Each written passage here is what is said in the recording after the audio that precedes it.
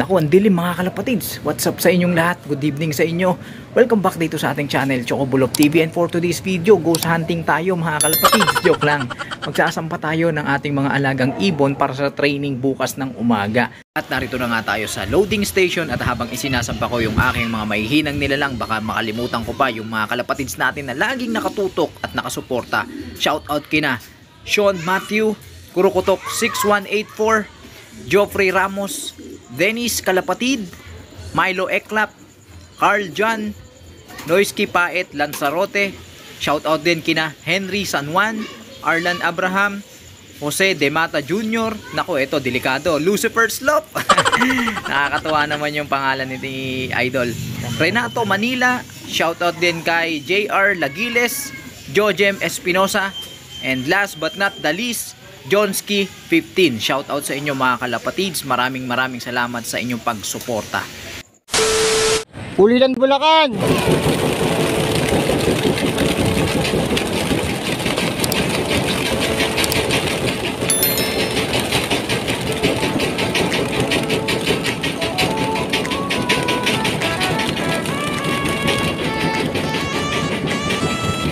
Good morning mga kalapatids. Time check tayo. Mag-aalas 7 na, 6:59 ng umaga. At kanina nga 6:30, na-release na yung ating mga alaga dun sa release area, Pulilan, Bulacan. Hindi ako nagkakamali, 35 to 37 kilometers air distance yung liliparin ng ating mga alaga. Ibon na yata natin yun mga kalapatids. 30 minutes pa lang yung nakakalipas, may mga ibon na. Check natin mga kalapatids, may gustong lumanding eh. Yun, may lumanding na nga mga kalapatids, may nakauwi na. So check natin kung ating ibon yan. Subukan natin tawagin. Ayan, ibon na nga natin. Ayun, as usual, si Jesse yung unang dumating. Check natin yung kanyang bilis mga kalapatids. Samantala ito yung dalawang ibon natin na hindi natin sinampa kagabi dahil nga dun sa final assessment natin bago natin sila i-load, nakitaan natin na hindi maganda yung kanilang kondisyon. Yung mga dumi nila kahapon mga kalapatids, basa, at yung mata nila pakirat-kirat pa. Pagka ganun, di ko na nga pinipilit dahil alam naman natin may homing instinct naman yung mga yan. Pero kapag may mga ganong kalagayan nga sila, hindi na natin pinipilit mga kalapatids dahil baka mawala lang yan, magdadapo lang yan. Kawawa naman yung ating mga alaga. Dropping check tayo mga kalapatids. Ayan, pasintabi sa mga kumakain at nag-aalmusal. Yun, medyo basa yung kanilang dumi. Samantala ito, papasok na. Gusto nang pumasok yung ating ibon na to. Nung nakaraang training, siya rin yung nauna na iilang dun sa trapdoor natin, no? Yan, banat. Yun, pumasok na yung ating ibon. Samantala, ito mga kalapatids. Ayan, good news. Meron ng itlog itong ating 6 overall champion, yung nakaupo na yan. Dalawa na yung itlog na nililimliman niya. Nagbuga na nga ng pangalawang itlog kahapon. At siyempre sa itlog na yan, ito yung kanyang kasama, yung ating ipinari sa kanya, yung itim pa rin, yung ating old line Homer. So sana maging maayos yung paglilimlim hanggang sa mapisa, and then sa pagsusubo, lumaki ng maayos, malakas yung ating mga magiging inakay. Samantala, speaking of Angel mga kalapatids, ito na nga kahapon, nakuha ko na yung certificate niya. 6 overall champion mga kalapatids. So, ayan. Tapos ito, yung isa pang certificate niya mga kalapatids. Ayan, nakachamba agad tayo mga kalapatids. At syempre, yung kanyang ring band. Ayan. Alright, so sana doon sa mga magiging inakay niya, maging maganda rin yung resulta. Ayan, may lumanding na naman sa bubong mga kalapatids. Tawagin na natin yan. Habang hinihintay natin bumaba yan mga kalapatids, eto dito muna tayo. Kung natatandaan nyo dito sa ating breeder cage na to, nadalihan tayo ng ibon, di ba, nung mga nakaraan.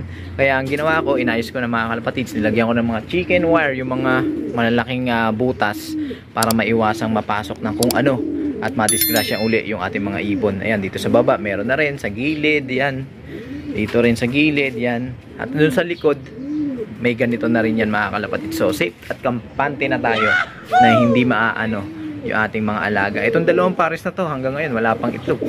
Yan na mga kalapatids, bumaba na. Sabi ko na nga ba yun yung pares niya So dapat pag gaganyan, huwag kang magsasayang ng oras. Ano na lang pag nasa race na tayo, di ba? Tapos tatambay ka pa. Gusto na sanay sa stick hindi ako nag-hands on dito Kalilipad, dito ka na sa kulungan. Tiyan mo. Yari tayo nito mga kalapatids. Ay nako, dito tayo magkakaroon ng problema. Dapat masolusyonan natin to ng maaga. Ayun na naman siya mga kalapatids. Gusto niya rin niya pumasok. Layo na nga lang tayo. Hintayin natin pumasok. Ayan. Ayan. Di lang talaga siya sanay dun sa stick na pangsalubong natin sa kanya para pumasok. Ayan. Ewan ko ba dito sa trapdoor na to, ba't naiilang sila? Siguro mabigat yan sa balikat nila, no? No? Naiilang eh. Dahil sa nakapasok sila, bigyan natin ng reward. Sige na. O, diba? O, ikaw. Ayun. Okay na yan. Ganyan ginagawa ko eh. Pagka pumasok sila, binibigyan ko ng reward para matanim sa utak nila na pag pumasok sila, eh may chicha sila. Yun, may dumating mga kalapatids. Yung ating old bird na si Zomba. Mahilig tumambay ito eh. Itong ibon na to eh. Pasok! Time check tayo mga kalapatids. 7:12. Yun mga kalapatids, ganyan. Yan muna gawin natin sa kanila. Kaya lang, mautak kasi itong ibon na to eh. Kaya ba natin i-stickin to? Yun na, pasok na. Yan. Yan, mga kalapatids. Pinersa ko na. Hindi masanay natatambay pa. Tapos bibigyan natin ngayon ng reward. Meanwhile, pakirat-kirat, di maganda yung kalagayan talaga nitong isang to. No? Buti na lang talaga, hindi natin siya sinampa. Yan talaga, nag-uulan eh. Tsaka mga young bird pa yan. Pero wala pa namang sintomas ng kung anong klaseng sakit. Baka lagnat laki lang. Okay lang yan, mas maganda nga yan para tumibay sila, magkaroon sila ng immune system sa murang edad. Para pagka oras na ng liparan, eh immune na sila sa mga sakit-sakit. Kirat no? Pikit na. O, diba? Habang hinihintay natin yung isang ibon nating dumating, eh nagpatuwa na ako dito sa ating mga alagang breeder, mga kalapatids. Para mamaya, dire-diretso na tayo. Anong oras na rin, no? Diba? May pasok pa tayo sa trabaho. Anong oras kaya darating yung isang yun? Baka naligaw na yun. Yan, natin na yata to, mga kalapatids. Yan, yung isang ibon na to. Atin ba yan?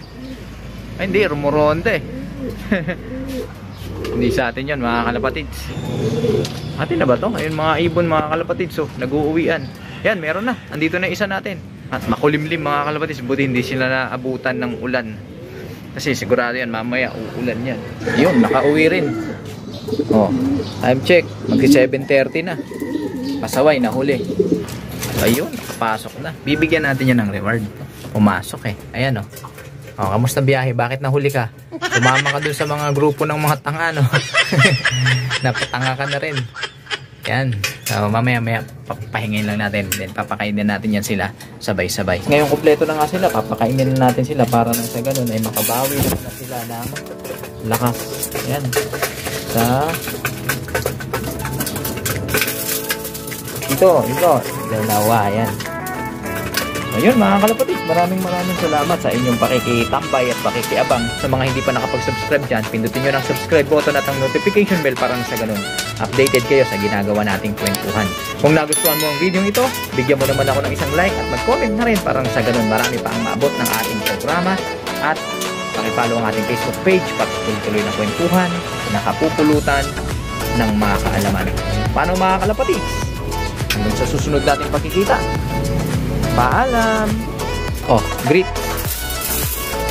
Ayan.